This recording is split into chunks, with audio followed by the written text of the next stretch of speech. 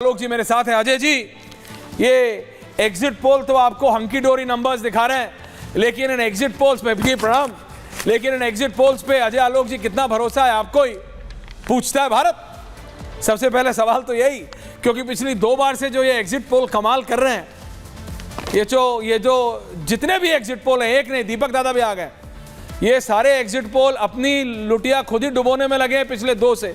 तो मुझे पता नहीं कितना भरोसा किया जा सकता है इन पे, लेकिन एज ऑफ नाउ पीमार्क और मैट्राइज दोनों बीजेपी को आगे दिखा रहे हैं, बीजेपी प्लस को आगे दिखा रहे हैं।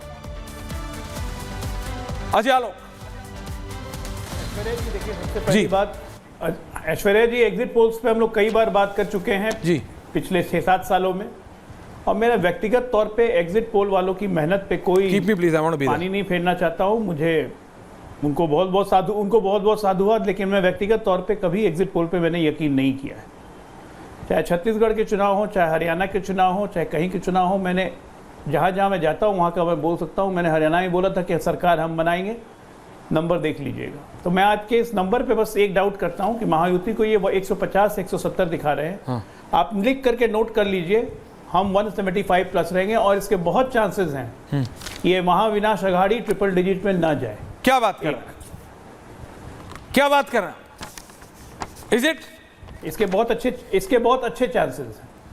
नहीं, आप कह रहे हैं ये जो तिकड़ी है एक नाथ शिंदे, देवेंद्र फडणवीस, अजीत पवार, लेकिन आप कह रहे तो दिक्कत बढ़ जाएंगे अगर बीजेपी 100 पार कर जाती है तो सीएम किसका होगा? सबसे बड़ा सवाल ये होगा अजय आलोक जी, एक नाथ शिंदे को रिपीट करेंगे आप, देवेंद्र फडणवीस को आप डिप्टी सीएम बना के रखेंगे? सेकंड्स भी नहीं लग,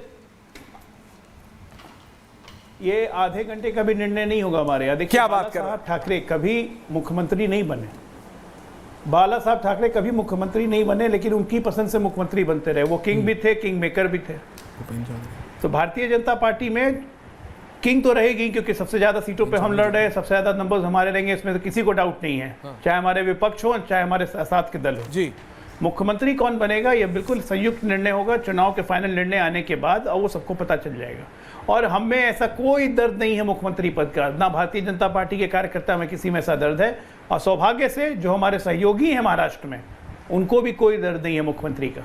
इसलिए बहुत आराम से आपको घोषणा होगी और सब कुछ सकुशल अच्छा होगा। सर फुटबॉल तो तब होगा जब अभी आप शिवसेना से पूछिएगा, वो कहेंगे। मैं आपको रोक रहा हूं अजय आलोक जी, भारतीय जनता पार्टी के उत्तर प्रदेश के प्रदेश अध्यक्ष भूपेन्द्र चौधरी जी मेरे साथ इस समय जुड़े हुए हैं। Can I have the UP bypoll numbers on air? Uttar Pradesh के बाइपोल के नंबर्स, फूलपुर में मैट्राइज दिखा रहा है टफ है, बट भूपेन्द्र चौधरी जी आप आगे हैं। मंझावन में टफ है, लेकिन बीजेपी आगे है।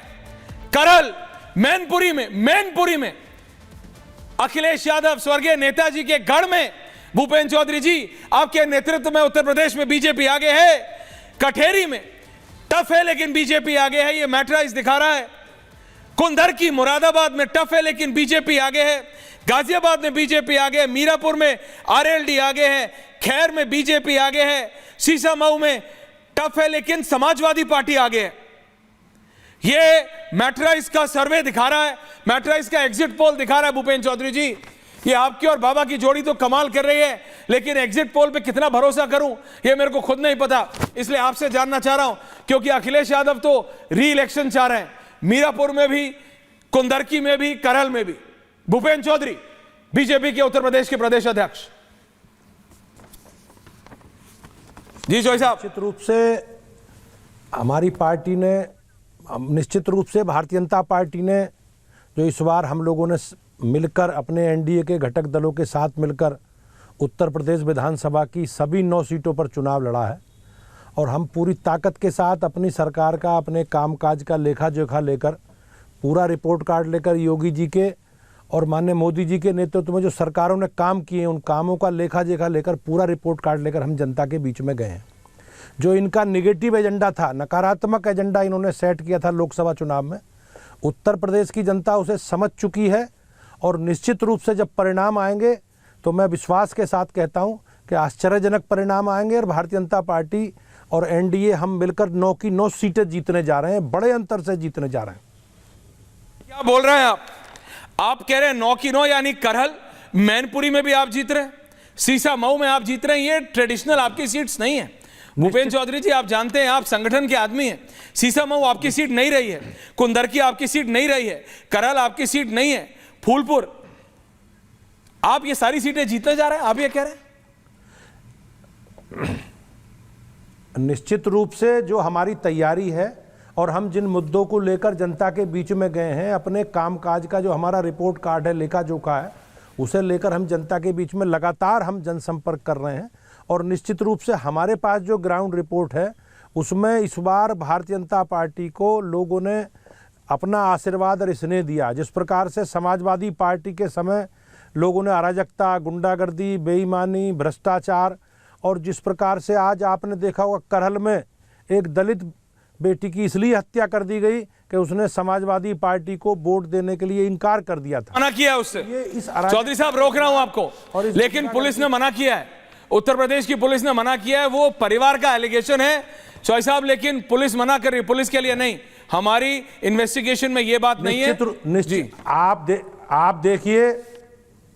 आप देखिए उसके जो वीडियो, उसके परिवार का, उसके माता पिता ने वीडियो में कहा है, जो चीजें वहां वीडियो के द्वारा परिलक्षित होती है उन्होंने कहा है ये, और ये इन्वेस्टिगेशन का विषय है, पुलिस जांच करेगी। अभी पुलिस ने आज कहां जांच कर ली होगी, अभी तो उन्होंने आरोप लगाए हैं और दोनों उसके माँ बाप इस बात को कह रहे हैं कि हमारी बेटी ने कमल के फूल पर वोट देने के लिए कहा था, इसलिए उसकी हत्या की गई है।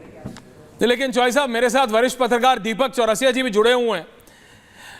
चौधरी साहब, आप कह रहे हैं कि सीसामऊ, खैर, मीरापुर, गाजियाबाद, कुंदरकी, काटाहेरी, करल, मंझावन, फूलपुर, दीपक दादा सुन रहे हैं आप?